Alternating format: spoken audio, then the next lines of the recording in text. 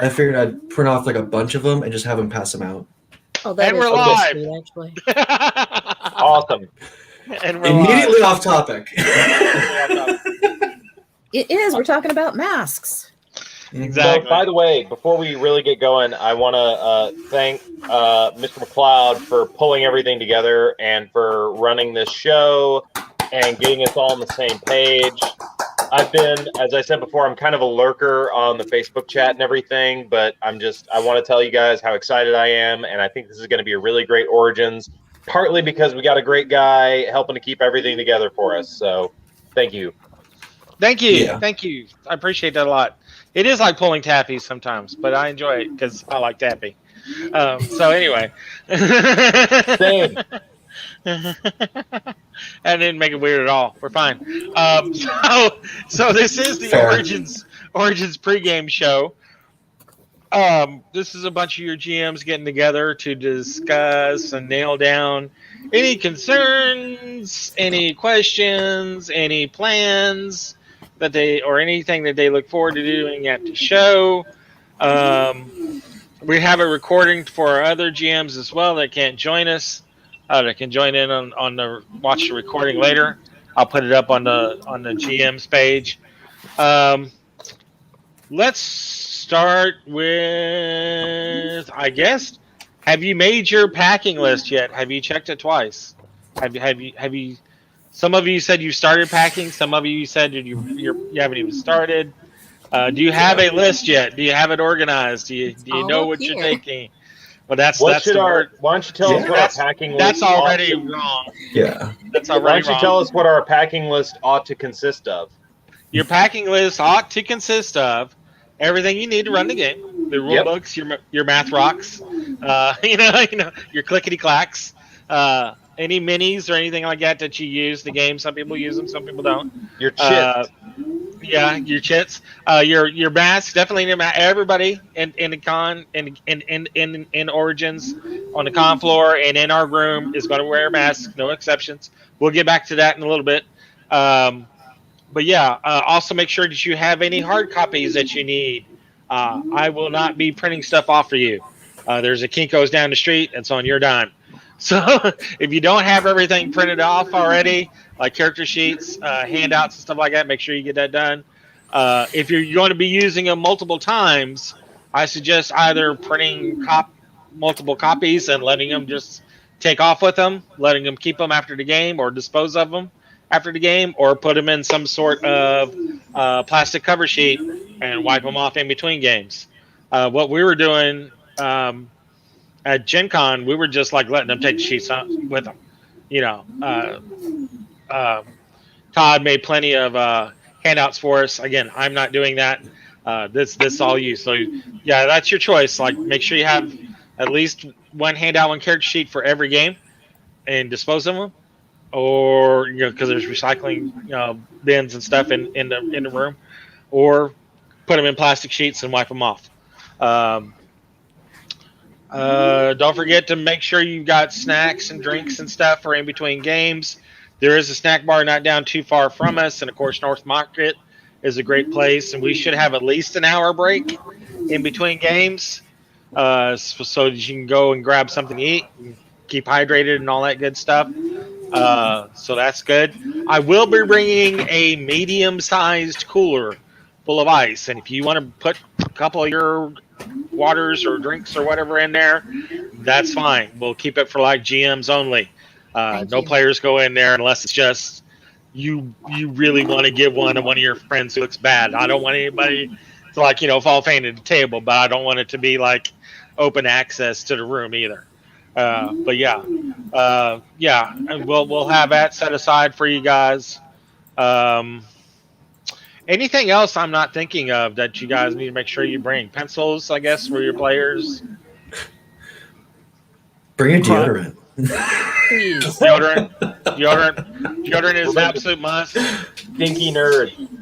Underwear, guys. Yeah. Underwear is completely optional. You do not have to wear underwear. That is fully. As long as there is one sheet of clothing between you and the rest of the people, I'm fine. I don't care. So I can wear a sheet. You can wear a sheet. You can totally wear a sheet. Snuggle. Any kind of sheet? Toga it up. You can be transparent sheet. It's all you. The police are around. I'm just saying.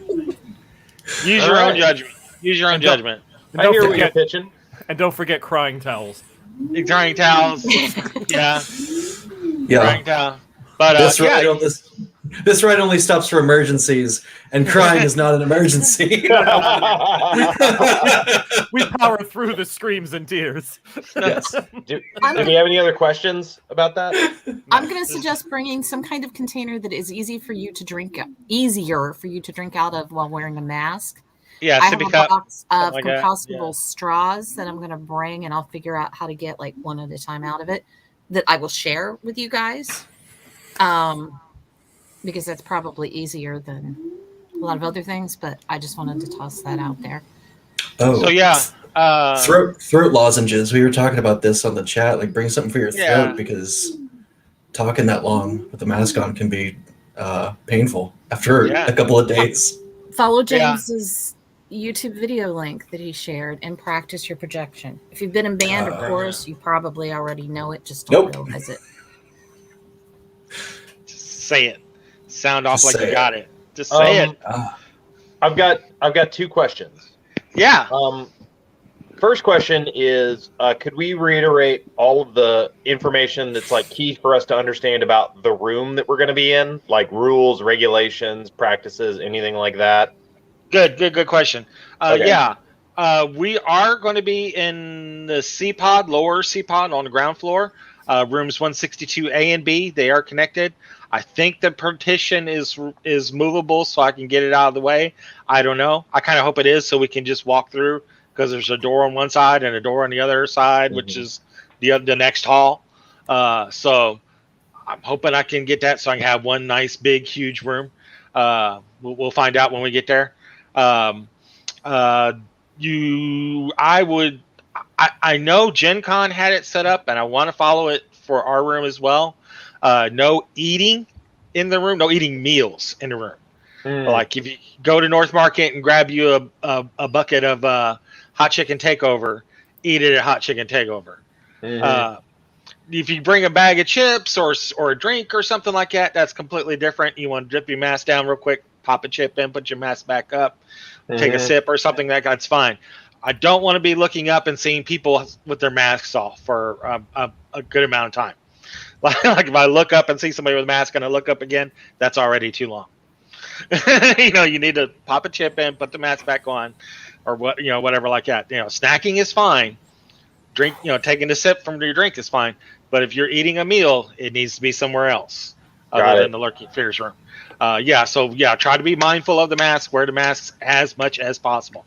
At Gen Con, I didn't see any problems with it, Ed. I didn't see anybody having an issue with it. The last day, there were some Colts fans that were some assholes. Yeah. That came in. That's when the problem arrived. That's where the problem. They came in not wearing masks. Everybody at the con was great, both in the dealer room and in the game rooms. Very respectful. Yeah. Wore the masks. Yes, there was a little bit of an issue with being able to hear and talk with each other, but if you projected your voice a little bit, fine. Everybody was fine. And the tables were spaced out, and even from and it looks like it's the same dimensions of the room that we're going to have, and we can actually space those tables out a little further than what they had. Like we can hug some corners that they had some space, and get even further apart from each other. And not every table is going to be occupied the whole time. I mean, we got like 12 tables in there, and probably 8 or 9 are going to be used at any time, maybe 10. I think there's like one slot where we might have 10 or 11 tables in there. And again, we're going to work with it as best we can. Everybody just be mindful of each other. I know I'm loud. I'll try to watch it, but no. No. Not that loud. No. But till I start laughing, and people can echolocate me when I start laughing. It's like sonar. But I swear, when I went to college, man, I started laughing. People was like, I could hear you on the other side of the quad. I want you to know. I was in the science building, and I know you don't have any science classes. You're a lit major. But anyway. Well, that's why you were laughing. You were a lit major. Exactly. Exactly. I hear you. I've got the same problem. Okay. So, yeah. So my one question was about the room. And the other question I had was if we had heard anything from Chaosium or anything like that about like anything they wanted us to know or any procedures or policies they wanted to be sure that we followed. No, and that the only policy that they have is like everybody has fun. Okay. They want everybody to have fun. You don't have to follow the the scenario plot point by plot point. If they go left, go left. That's fine. You can't control these people, the players all the time, and every time it goes horribly, horribly wrong. And as long as everybody has fun, I don't care. I mean, I ran a 4-hour game in like 2.5 hours, and I was like, oh my god, I feel like I robbed these guys. But they had an absolute blast, and nobody cared. We just ran right through it. Absolutely ran right through it. Sometimes you start out playing Professor McTavish, and sometimes you veer off, and now you're playing Masks of Nyarlathotep. Yeah. We're a little more organized than that. We at least will try to make sure we're playing the correct game for our players. But yeah, it's have fun. I mean, we're not actually with under any serious contract with them yet, but when that happens, that'll be next year. When we'll be starting to do more of like scenarios that like they will want to have run, and even then they're still like as long as everybody's having fun, we don't care. Okay, but they don't have any. Yeah. Okay. Yeah, like nobody's gonna come back and say, hey, we didn't get to do blah blah blah in the scenario because, well, why not? What did you do wrong? Listen, yeah. My games are obscure enough that if anyone gives me guff for anything, I'm going to be like, look, you're lucky you get to play this game, okay, son? Exactly. RuneQuest, right? Yeah, right. That's right. RuneQuest and Quest Worlds, the bastard children of the Chaosium schedule. Now, is that like RuneQuest, or is it completely different? I don't know anything about Quest Worlds. Okay, well, the really short version, I don't want to derail us by this, but I'll just say that so Quest Worlds came out of Hero Quest, which you guys might recognize that imprimatur from like, it was a game line for like about 15, 20 years from Chaosium. And it is I would call it like this is wrong. This is not the exact kind of game it is, but it's like Chaosium's answer to games like Fate. Okay. It's a story game focused, very rules light engine that they're gonna try to rebrand and reintroduce. I'm actually talking right now with the guy who's working on the core rule book. His name's Ian's a very nice guy, and they're looking to release that sometime next year and start trying to build a new group of people for this game. But yeah, it's a very cool game. I hope that if this goes well and everything, and both my Quest Worlds games are full, so I'm hoping it'll do well, then I can start running games of it here in Louisville, and we can all have a good time doing that. Sounds good. You know what? Let's talk a little bit about that. Like what we're running. That would be fun to do. Like Sterling is running RuneQuest and Quest Worlds. Rick, you're not running anything. You're just kind of hanging out, which is fine. Yeah, like I said, I was going to run some next year, just doing a relaxing. Yeah, relaxing. But yeah, I want to just listen in and see what the rules are like again. See what changed from the last couple of years. Sure. Ed, what are you running? Oh, I'm running. I'm running the shooting party first of all, and then I'm also running Shepherd of Moths, which is one of the Zagrozi games. Those are popular. They're very popular. Very dark. I like them a lot for that reason. They're okay. Okay, yeah. They're not that bad. Oh man, they make Stygian Fox turn pale. What are you talking about? But I thought about doing Shepherd of Moths, so I'm glad you are. Yeah, I'm gonna start out really gentle, and then it's just gonna be Chipper Shredder the rest of the way. So you're doing like 50 Shades of Grey to 50 Shades Darker to 50. Starts out light and then gets creepier and creepier. Does that series start light? It starts terrible and it ends with you going to hell. Like, all right, I'll see y'all later. I'm just gonna go grab some. I got a thing. I got a thing. I'm yeah. While you guys argue about 50 Shades of Grey, I'll be over here drunk. It starts light, and then when you sit down at the table, you have that brief split second where you can run for it. That's the light part. Well, congrats on running Shepherds and Moths too. I've seen that promoted a couple places, and I'd really love to play it someday. So it's a blast. Yeah, it's really sweet. Preston, what are you running? So I'm running Call of Cthulhu 6th edition. I know that most people prefer 7th, but I find 7th with the luck spend and the slightly more complicated mechanics is not as good for running at a con. So I'm running 6th edition, and I'm running 3 games. One is Haunting of Hill House, where the people play the characters in the television show. Yes. And another is a very traditional Call of Cthulhu one-shot about climbing Mount Everest, and everything is going to go well. It's going to be fine. And like then, it always does. The last one I'm running in the evenings, which is a very complicated Delta Green modern scenario where I encourage people, get out your phone and Google and see what you can find, and that sort of investigate. Oh, cool! Part makes things very interesting. And it's based on the Toynbee tiles, which these are going to be part of the clues at the game. Oh, I love the Toynbee tiles. Nice. We got a bunch of them here in Pittsburgh, actually, at one time. So these are ones that I had made specifically for the game with clues that are going to be specific to the game that's being run. What are the Toynbee tiles? I've never heard of this. I mean, So it is a pop culture phenomenon that started on the East Coast, where these tiles appear with these strange messages, and they appear on the streets. And there has never been any definitive answer about who started putting them down. But it is spread into sort of kind of a cult phenomenon where the original putter downer is no longer the only one putting them down with the weird messages.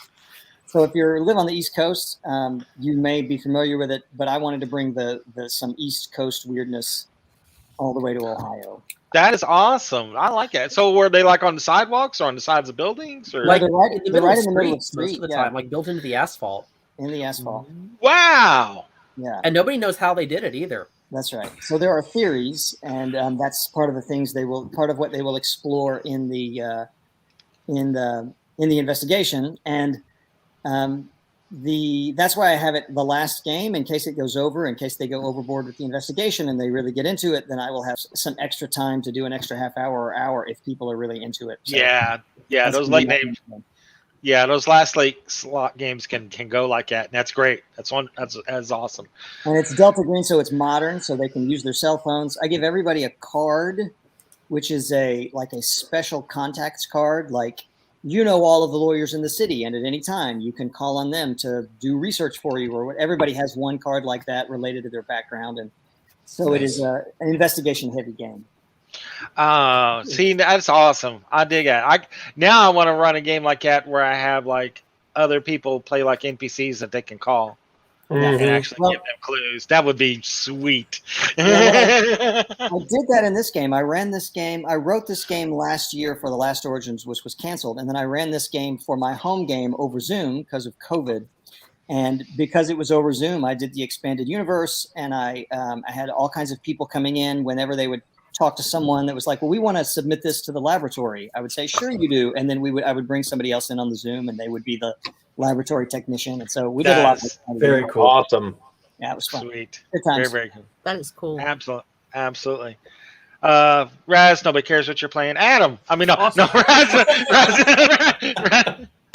Raz, what are you doing with this, man? Jeez. Well, he said nobody cares what I'm playing. I hope they care what I'm running. There you go. There you go. Thanks, Bruno. I do appreciate you being with us for the first year with us. Absolutely. Thank you, Bruno. What are you doing with us, man? I'm kind of ticked because I thought I was the East Coast weirdness. Coming from Jersey, I figured that was me. I'm running Skulls and Bones, which is Chaosium's 7th C 2nd edition. And I was telling Matt that I just real quick, came up with I have 12 character sheets they can use. The first table is 6. If anybody gets up and leaves, there's going to be a mechanic in the game where they've been being drugged repeatedly, being questioned at the beginning of the game, and then they're going to have another moment where they're not lucid. And if anybody leaves the table, I'll let the other players coming in pick new characters, and then they have to leave behind a message of only 5 words, and those have to lead them to the things that the other team found out in the first 4 hours. I dig that. Yeah, and then it'll be like, well, wait a minute, I thought David was here. David was never here. It's been me. It's Julie all along. What are you talking about? Yeah. So yeah, people will have these moments where the drug addledness will keep coming back to them through it. And then the other thing I'm running is Temple Drums, which is a scenario I wrote and published on Drive Through RPG. Yeah, yeah. I remember reading through that. That was really good stuff. You gave me that proof to read. Oh, thank you. I dug it. I did. I dug it a lot. It was a lot of fun. Should be a lot of fun. Adam, Adam, you were doing Dread with us, correct? I am. Nice. As far as I can tell, I'm the only person at Origins running Dread this year. So I saw that too. I was scoping it out, and I was like, I think you are. I think you're 100% right.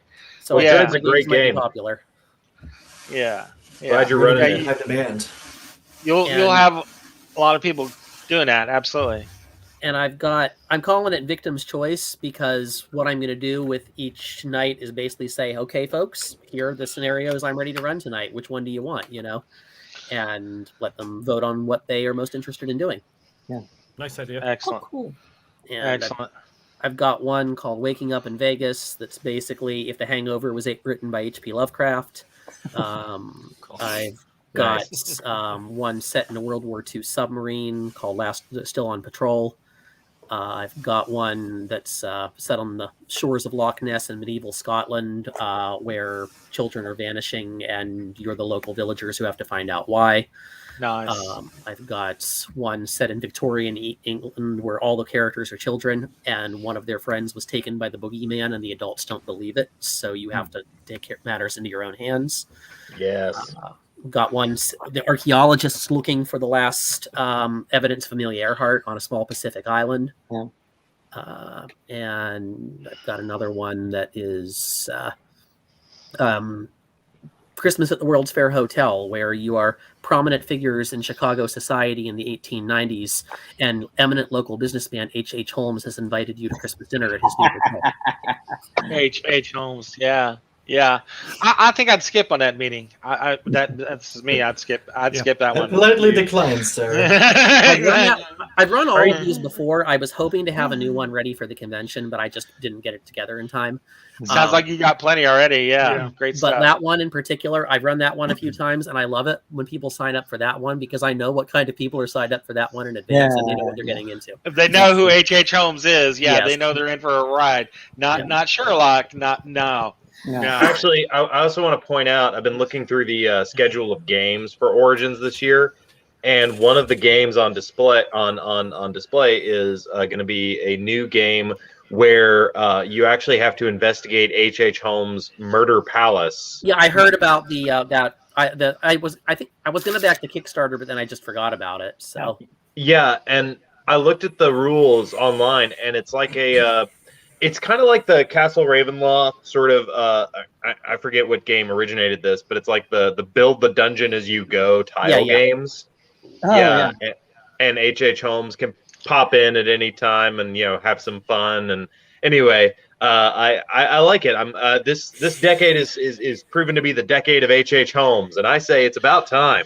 Yeah, nice. Like, researching that scenario literally gave me nightmares. It's horrifying. Reading his own writings and stuff. I went to Chicago to see places like important to his life when I was researching it, and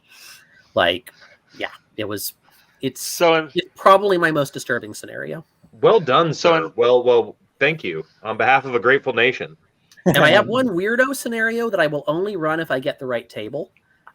Several years ago when I was doing, I think a lot of I do this with Windmill Games normally, but Windmill Games not there this year. We did a themed night a few years ago called World of Dreadness, where all of us did Dread games set in the World of Darkness. Yes. So I did a Mage the Ascension scenario, but I will only run that for a table of people who know Mage. Otherwise, it's not going to make sense, and the horror's not going to land. So exactly, if you don't know what the Nefandi are, you're just not going to have that terror reaction. No. Well, in that case, I'm going to be coming to your table when I'm not running. Sweet. And Matt, you had said like we might run there might be need for some pickup games if people like. Absolutely. I'm more than willing to run an extra Dread session or two, if we have lots of spillover of people wanting them and I've got some time. I'm 100% behind that. We're always going to have at least 1 or 2 tables open every slot. And if you're up to running it, that's fine. Just don't wear yourself out. I mean, you know your limits. Awesome. I appreciate that. And yeah, we thank you for coming and running as well from Windmill. So yeah. Well, I appreciate you all hosting me here. I'm really happy to be part of this. It's cool. We're very, very excited. Let's see. Melinda, what are you running? I'm only running 24 hours. Yeah.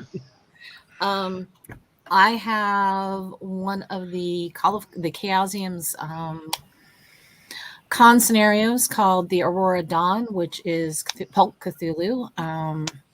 Hijinks on an airship. We ran out a couple times at Gen Con, me and Ed. I had a fantastic time running it. It was a lot of fun. To running it at the con. Yeah. I think it'll be a lot of fun. Airship, Arctic weather. What could go wrong? It went really well. It went really, really well. My players broke it in the first 30 minutes of the game. Completely broke it. And I was the rest of the without giving anything away, but they completely broke it. I don't know, maybe not the first 30 minutes, but definitely the first hour of the game. Completely broke it. And the rest of it was just I'm just throwing stuff at them because I'm we're completely off base now, so I'm just throwing stuff at you now. And they didn't care. They had an absolute blast. They know they broke it. So yeah. So I have learned, at least at my tables, and it happened my very first con 4 years ago. They broke the game. They went completely off script. I had no clue what to do with them. Yeah, and just throw stuff at them. Yeah, just throw. They loved it. Sometimes that is your best games. So I'm doing that. I am doing finally one that I have written myself called The Haunting of Mccaslin Farm. It's definitely horror. It's very light on the Lovecraft stuff, but that's cool. I'm looking forward to running it. It's going to be heavy on the investigative work. Sometimes it don't all have to be all about Migo, so that's cool. Yeah. And it's set down here in the Hocking Hills in Perry County, in what is now kind of a small town, but at the time had a population of about 2,000 some. And then I am running my very first session of Alien, which I'm very much looking forward to. And we got some really sweet swag from Free League. And I've got some awesome news that I can share with you guys after we get done recording this from Free League. I'm excited they're going to be here. I want to go talk. I want to go to their booth. The actual people from Free League won't be there. You'll be talking with a couple of the people who are here in the U.S. representing them. I talked to the same people at Gen Con. They were great. Doug cool. I think is his name. Super great guy. He was the one I talked to, and I got some info that we're going to be sharing here in a little bit. So that's that. Yeah, exactly. Very nice. And they have all in. Yeah, I'm sorry. That one's going to draw heavily. Well, that might be giving too much away, but it's got a lot of influence by the original movie in its design. Cool. So cool, very moody. Yeah, I'm excited. I'm excited about it. And can I give Rowan's real quick? Yeah. Well, yeah. Okay. I'm equally excited and a very proud mama. My eldest is running with Lurking Fears at Origins this year, and they are the only one running Cult. Yeah. Wow. Cult's intense. Yeah. I've never played that before. I hear it's great. Well, and that's what I've told them a lot. I was like, if you're nervous, keep in mind, most people have never played it, but they're eager to play it. So as long as they have a good time, they don't know what to expect. But they're doing Cult, and then they're doing 2 of their own original Call of Cthulhu scenarios that are set near where we live down here in southeastern Ohio at Burr Oak State Park. That are modern. That sound really kind of creepy too. Rowan has a really creepy streak, so she's born on Halloween. Yeah. Awesome. The plot, the little blurbs that she put on them for the book, for the guide, it was really good. I liked what she had for them. They have a really good send up for them. I'm excited to see how those play out. That'll be a lot of fun for her. Tara, our center square in the group, she will be doing morning calisthenics for everyone. She's graciously offered to do some mild stretching, exercising sort of stuff. I've been tricked. I was tricked. I was completely. She was hornswoggled, completely hornswoggled. Completely hornswoggled. So as Matt was saying, I am going to be leading some movement exercises. This is not going to be a get down on the floor and get sweaty. We're not going to be checking our heart rates or anything like that. This is just going to be. No get down on the floor? No get down on the floor. No get down on the floor. No push-ups, no chin-ups. So this is going to be, I'm aiming to be very accessible. I want people to, gamers come in all shapes and sizes and abilities, man. And we all need to make some healthier choices. And especially at these cons, we sit for long hours, we eat and drink poorly. And a few of us have had some health issues the last couple of years. And it's time we started making some better choices. So I just wanted to have a period where we're all moving around. One of the days might be just walking and telling a story while we're doing it. And other days might be like chair stretches and stuff like that. And, do this at your own ability level and pacing and stuff like that, stretches and resistance exercises, stuff like that. It's not meant to replace our cardio workout. It's just designed to keep us moving, and that's it. Exactly. No, 100%. I walked 5 miles a day at Gen Con, and I felt every step. And if I had done some good stretching and some aerobic sort of stuff before the day started, I probably would have fared much, much better. So this will be a great way to start day. A little suggestion to you GMs who are going to be locked in a room all day with us. I highly suggest taking up Tara. She's going to be like the hour before our first session. Like if our session starts at 9, our first session starts at 9, she'll be there around 8. And I don't think we'll do like the full hour. I think we'll wait till we get a group together and then start rolling. What do you got, like a half hour planned or something like that? Yeah, that's the idea. Yeah, like a half hour plan. So yeah, we'll all get together and talk and stuff like that, get a group together, and then we'll start doing it. I'm very excited about it. I want to be there for everyone to get my day started in a good way. And I suggest everyone else does the same. I think it can only help us. I know Preston's going to be doing some quick runs in the morning. He's invited anyone that wants to join him as well on some quick runs. I am not a runner, but if anybody is up that bent, I have more power to you. There's a great run down along the river, and because it's Columbus, the Pentanina and Santa Maria, those tall ships are down by the river. And then if you run on the other side of the river, there's several thousand homeless people. Hey, Preston. Oh, good. Preston, I thought they removed those ships. You go. Yeah. Hey, Preston, I thought they removed those ships a couple of years ago. Did they remove them? Yeah. Were they part of a tour? Because I know there were a couple that put in down here at Marietta, but they literally sail around. Yeah, that's right. They go to tall ship festivals. I don't know, 2 years ago when I was there and ran, I think I saw them. But maybe they have moved since. I don't know. I just know that it's always a fun time to run down there and see the historical ships and the homeless sort of. Cool. Yeah. Well, who knows? There could be any number of historical ships. Like we don't know what the tall ship schedule looks like these days. So nice. I just remember seeing, I think it was the Nina, and realizing they essentially crossed the Atlantic Ocean in a giant bathtub. Yeah. They're tiny. Yeah. I must have read something wrong a couple of years ago. I just checked. They're still there. Oh, okay, cool. Okay. Cool. Thank you, Google Guru. The thing is, when I find out facts that make me reflect upon my thoughts and I realize I'm wrong, I actually say I'm wrong. There you go. Nice. Unlike certain GMs, is that what you're trying to say, Rick? Is that what no, not actually. I'm talking about most of the people that aren't attending the convention, probably. Damn. Anyway. So Games that I am running, I'm doing a bunch of mashups, which I love. I love doing the mashups. I'm doing LA Diabolical. That's actually going to be my Sunday game.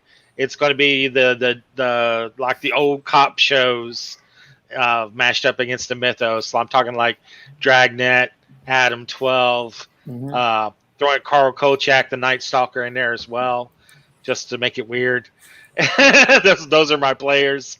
Let's see. I'm doing the Shadow over Providence, which was the great scenario that was written about the Biltmore Hotel.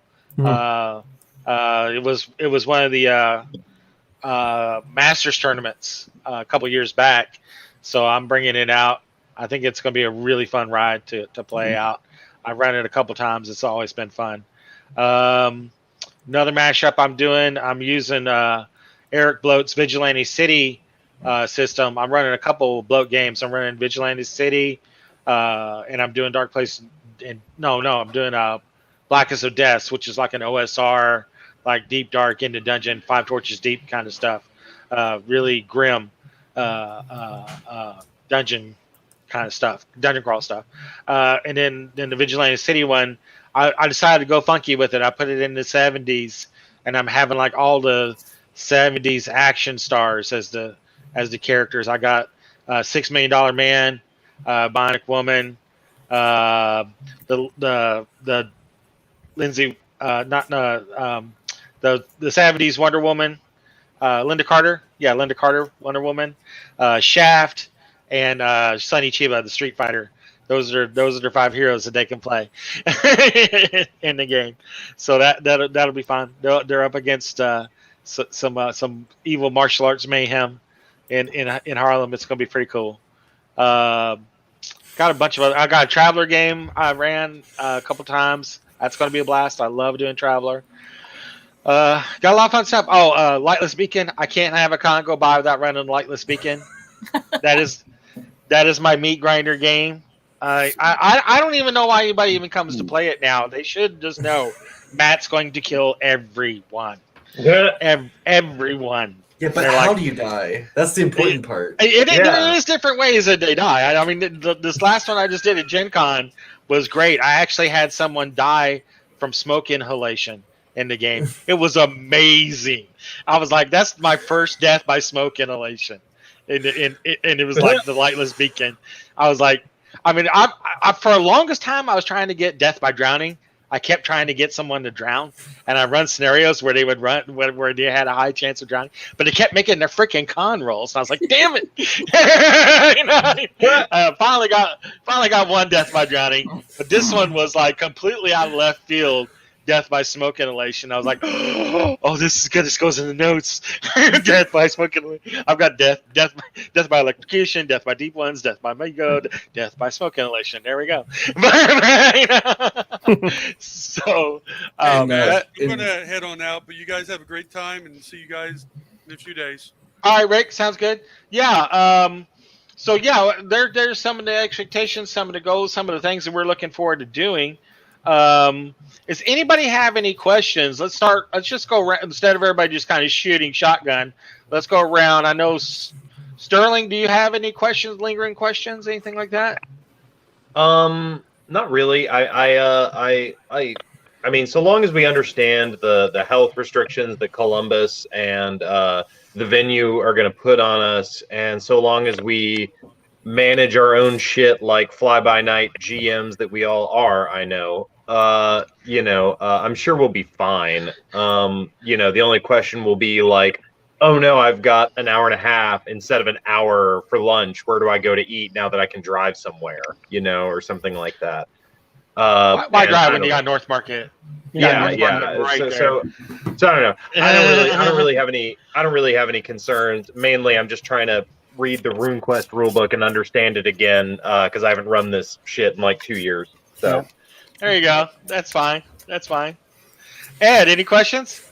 Yeah, so I remember you said that we were going to have like lanterns in this room. Is it going to be like lights down, sort of a quiet space the way that it had been? I'm hoping to. I don't know because we only have a small portion of that pod. And I think the dimmer switches dim that whole pod. I don't think it's like room by room. So I don't think we're going to do it. They'll be out there anyway, and they will be lit, and we're going to have some numbers above them for easy table identification. And I'll have like a map at both the doors, so it's like, you are here, and the table you want to be is over there. That kind of a deal. Like I got some little sticky notes that I'm going to put on the board every day. This slot is this slot is that, this slot is this. That's convenient. Yeah, nice. Yeah. So that way we don't end up with like GMs at one table and the players at another table. They all know where to go. Exactly. And someone going to run one game and they end up having to run the Professor McTavish all of a sudden for no reason at all. Just in case something like that happens. Just in case. Again. Okay. But we're gonna slide right by that. It was a fun time. I'm sure it was. Yeah. Sure it was. Tara, any questions? Yeah. When are you setting up, and do you need help with that? I am setting up Thursday as soon as they let me. I have heard setup is at noon. I'm hoping it's earlier. I plan on being around there and ghosting around the room at 9. Be like, hey, can we get in? Can we get in? Can we just get in and set up? Let me get in. How about we get in? You know what would be a really great idea is if I got in and just bug the crap out of them enough that they'll finally go, okay, you know what? Here's the key. Go. I think I remember there's like a parable that Franz Kafka wrote that's kind of like that. I don't remember how it ends though. Yeah, I mean, like you would be really great idea. You just let me get in. Exactly. But no, sorry. I meant to say he turns into a bug. So that's what's going to happen. I believe I remember reading somewhere that setups around noon, but I'm gonna bug them until I'm gonna be there around 9 anyway, and just start bugging them until they let me in. But yeah, if you get there anytime around that time, I mean, I'll have access to your all's at least throw you a Facebook chat or something, say, hey, we're here in a room if you guys want to come by. But yeah, noon, if you guys can be by at noon at all, just to make sure that we're done. Or if we need any help, that would be great, because we're going to run some electric for the lights. I got a couple signs to put up. Nothing major. The biggest thing is going to be putting out the lights and the lanterns. We'll have to tape down the cords for the lanterns. That's going to be about it. I'm going to keep it pretty simple. I don't have Big C. Big C's somewhere in the East Coast right now. Hope to get it next year, so that'd be great. But yeah, it should be a quick setup. So yeah, if you can come by around noon to see if we're done or if we need any help, that'll be fantastic. Any other questions? Not for me. Excellent. Preston. I've got one. We'll get to you. Preston. Oh, sorry. We're going around. Can we go over one more time how the prize table works? Do I go up and get a prize for each slot? Excellent question. I hope other people are watching this as well in the video. I'm hoping to catch everybody at the beginning of the day or before your shift starts with your stuff that you're going to hand out for today. I plan on having at least 2 items for you to hand out. Something that the players can vote on for player of the game. They can write on the back of their tee who they thought their character 10 or whoever who they thought was awesome, and then your choice. If there's somebody that didn't get picked that you also thought was awesome, throw them that book as well. I won't have the tickets. I don't have the staff to take care of the tickets and to go pick a prize from the table, that kind of stuff. I just don't have that staff. So yeah, you're going to have two books for each slot that you run. So yeah, whether they're both Call of Cthulhu or Call of Cthulhu and some other generic stuff. I've got some more generic swag I got some really, really good stuff too. Some fun stuff. Right. So at the end of the game, we should ask our players to vote on an MVP. Oh yeah, absolutely. I'm sorry. Yeah. And I was going to catch everybody else's like that too. I definitely had to con. Yeah, actually, yeah. Give them a scrap of paper or something. Is who you thought the player of the game was. Role play, character wise, whatever. Just they thought shine the most at the game, and then you can reward another person at the game. They said something clever or just did something cool that you thought was awesome, and reward them that way as well. So yeah, we should have enough for 2 items for everybody to give out at each slot. So like if you run like 3 or 4 dread games in your slot, you're still only going to have like those 2 items to give out. So I'm running 4 sessions, but I only get to make 2 awards. No, you're two per slot. So you have, yeah. So if you run, I don't know if you run like multiple games in that session. No, 1 game. I mean, honestly, fitting a dread game into 4 hours is a tight squeeze anyway. Okay. Really? I thought they went shorter than that. Okay. It depends on. Well, really depends on how good the players are at Jenga. Okay. Yeah. All right. They start that shaking. By the way, everybody, please just be mindful of the fact that my game is vibration sensitive. So if you come near the table, stay back. Yeah, we are putting you in the corner. Like all your games are in a corner table, and you feel free to hug that corner as close as you're comfortable with. It's like get as much space as you need. Everyone feel that way too. If you want to spread out your tables away from each other, we can definitely work to get that done. Raz, any questions? No, I think we're good. Excellent. Adam, did we have any questions again other than the swag? You got 2 items per slot. So is that like first and second place, or like? Again, just player of the game, voted by the players, and then your choice. Okay. Yeah, GM's choice and player of the game. Just yeah, absolutely. Yeah. Melinda, question. Would you be willing to go over for everybody how the mask enforcement is going to work with the... Oh, for players and stuff like that? Because we're all going to wear a mask and nobody's going to have a problem with the GMs. That's right. We are not. So we don't need those of us wearing green ribbons. Exactly. Yeah. There will be 3 people wandering around with like a green ribbon that Tara's got for it. They're really nice. They're like the loop ribbon. I think they have like COVID champion or something like that on the. It just says ribbon. champion. It's a green embroidered, like a cause ribbon, but it's a light green that says champion on it. Something we can stick on our lanyard pretty easy.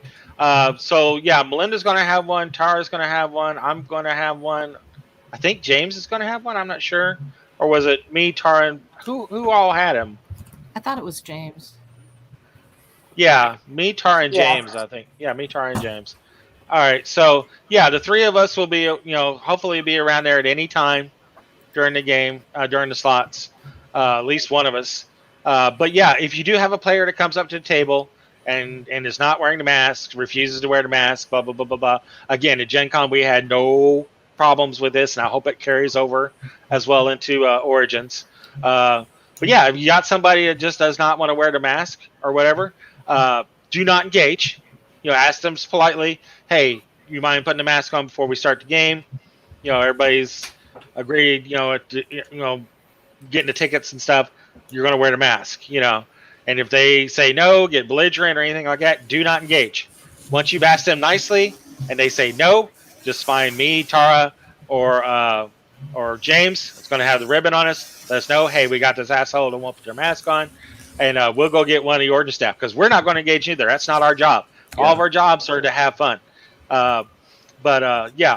Just find one of us. If you can't find one of us, then go chase down one of the Origin staff and say, hey, I got an asshole in here that won't have a mask on. You guys need to do something about it. And but whatever you do, do not engage that person. Don't talk to them. Don't back talk to them. Don't smack them down. Don't do anything like that. Just withdraw. Do not let your training take over. Exactly. Just withdraw and either find one of us or one of the Origin staff and say, hey, take care of the situation because we all want to have fun.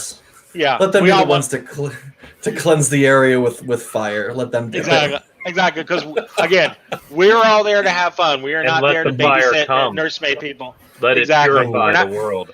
Yes. Cleanse a heretic. But Plan B. Yeah, exactly. It reminds me that I ran a LARP for, I had between 50 and 75 people in at Origins a few years ago.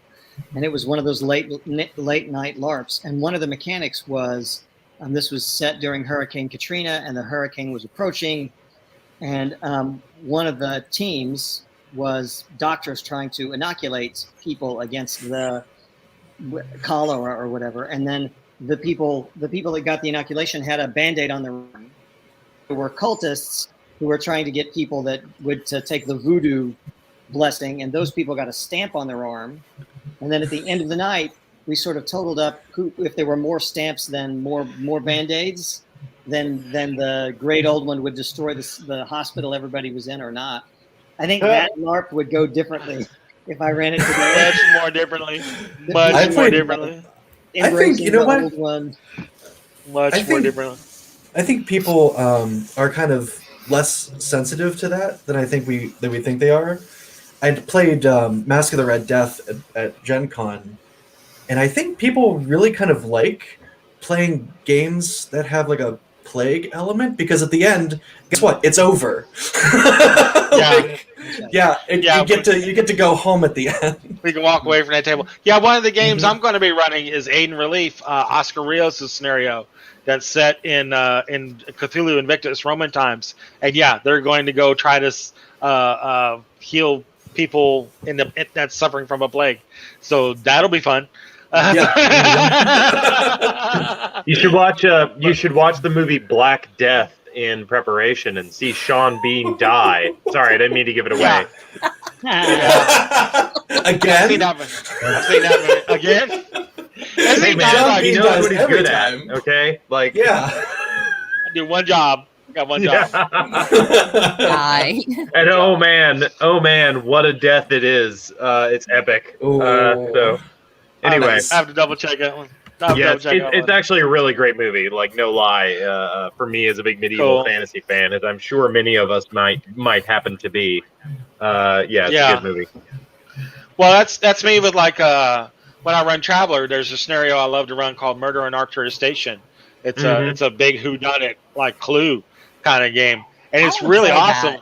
It's very awesome because it's set up like Clue. Like, you can really kind of pick and choose which one of the NPCs done it, or even you can talk with one of the players and say you've done it, and they've got to find out who, because it could literally be like any number of these people on the station who done it.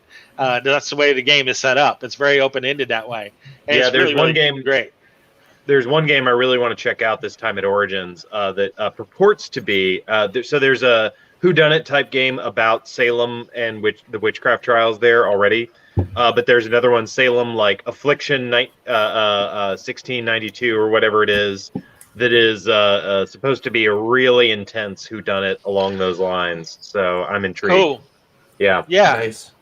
Yeah, I mean, Seth rewrote it for Mongoose, and when he ran the rough draft on me to play test with the friends, I had a couple of ideas to kind of throw in. And he's like, "Oh, that's absolutely diabolical, Matt," and he threw them in. That was great. So I got unofficial kind of co-creator credit with the games. I was super excited about that. But yeah, I have like all my players watch Sean Connery movie Outland. Anybody remember Outland? Oh yeah. Yeah, the great movie. Oh my god. You can get on Amazon for like $3 or something. That kind of shows the quality they give out. That was always like when we had our VHS collection when I was a kid. Like, that was like one of just the random VHSs that we had. I don't know what it was. Everyone's parents always just seemed to have a random collection of movies like that had nothing to do with each other, and that was one of them. Right. But I mean, it still holds up. It's so great. It's such a great film. It's a really solid film.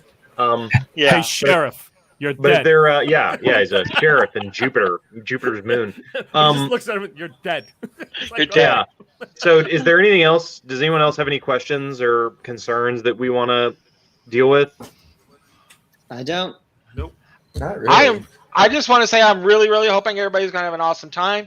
I think we are. Ed and I can both speak that we had a fantastic time at Gen Con.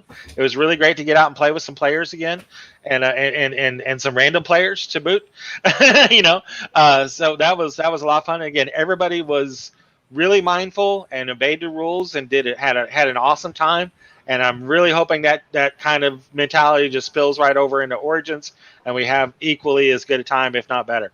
Let's do. We are coming up on an hour, so let's close this, and I'll set this up on the Lurking Fears Game Masters channel for anyone to watch, and you can throw questions or responses in there. But I do want to thank you for spending the hour with me and talking over the game. This is our pregame show, and thank you all for watching, and thank you all for being part of it. Sure. See you guys next week. Good night. Yeah, absolutely. I miss my See you later. family.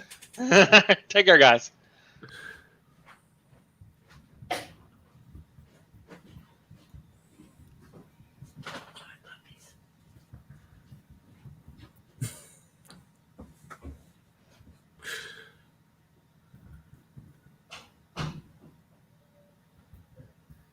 It's still live.